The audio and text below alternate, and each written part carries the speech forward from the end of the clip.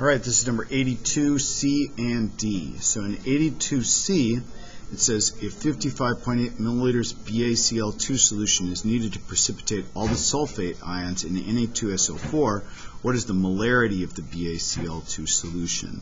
So ultimately, we want to find molarity, and molarity, remember, is equal to moles divided by liters.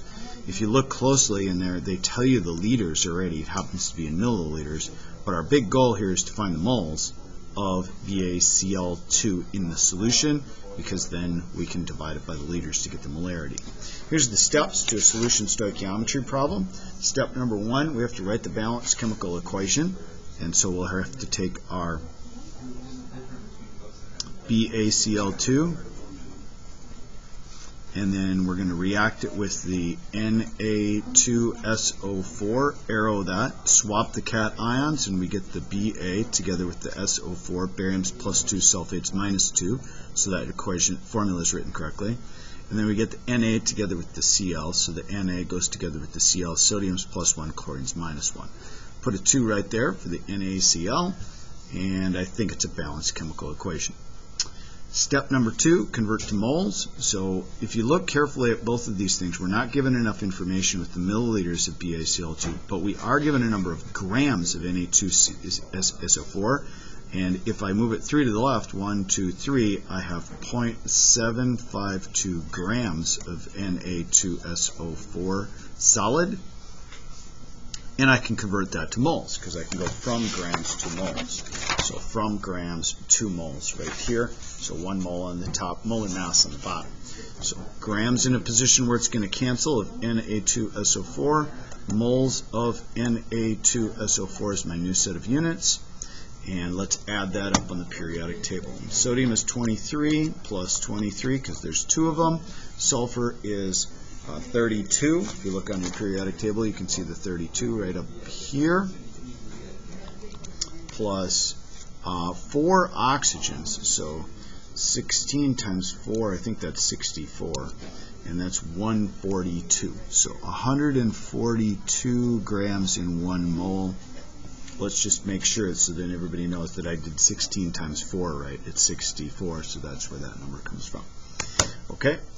That gets me to moles, and step 2 is done. Now step 3, mole to mole ratio. So put moles of the Na2SO4 in a position where it's going to cancel, and then put moles of the desired species here on the top. And what I want to know is in letter C, BaCl2 solution. So BaCl2 would go here on the top. Let's see, in this equation I have a 1-to-1 ratio between those two things, one of these for every one of these, nice 1-to-1 ratio. And if I stop right here, then I will have moles of BaCl2. Okay? Now ultimately, I want to know the concentration, or the molarity, right? So I'll take my moles and I'll divide it by my liters. And if you look at letter C right here, it's 55.8 milliliters. So 3 to the left, 0.0558 liters would go on the bottom. All right, let's run this through the calculator, and then we'll divide the 2. So first of all, 0.752 divided by 142, enter, times 1 divided by 1, and then divide that by 0.0558, and hit enter.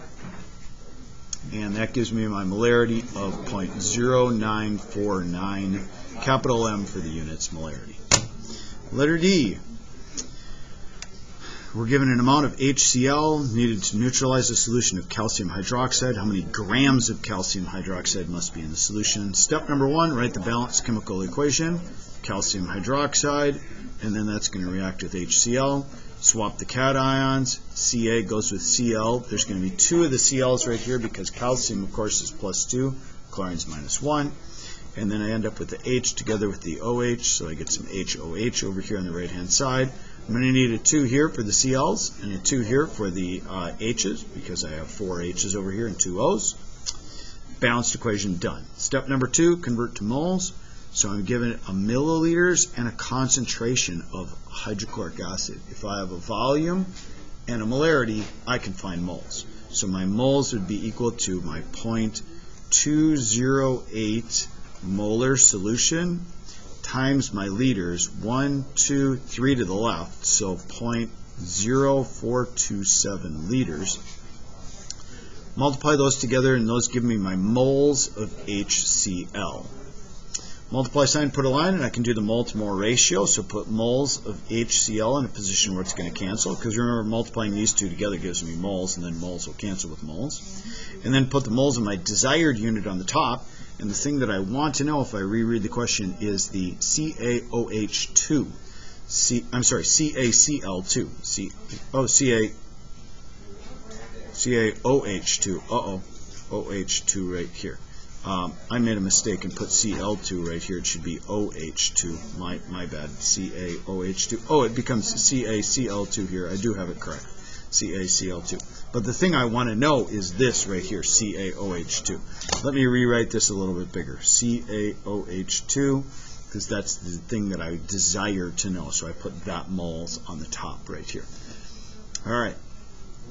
Next, 1 in front of the CaOH2 because there's a 1 right here. A 2 in front of the HCl because there's a 2 in front of the HCl. And then go back and reread the question to find out what units are asked for. Convert to asked for units. And it asks for how many grams of CaOH2 there are. So put a multiply sign, put another line, put the units that you have in a position where it's going to cancel. So that's moles of CaOH2. And then grams of CaOH2 up here on the top. And when I'm going from moles to grams, of course, I need to use the periodic table. And if I go from moles to grams, molar mass goes on the top, 1 mole goes on the bottom. So add up CaOH2 on the periodic table. Calcium is 40, plus the oxygen is 16, 2 of them, plus 2 hydrogens of 1 each, so 74 it adds up to. So 74 grams in 1 mole. All right, let's run the whole thing through on the calculator. So 74 times 1 divided by 2. I'm just working it backwards here because I had 74 in my calculator already. And then times 0.0427 equals, and then times 0.208, enter. And so we end up with 0.3286, and that would be my number of grams of calcium hydroxide in the solution.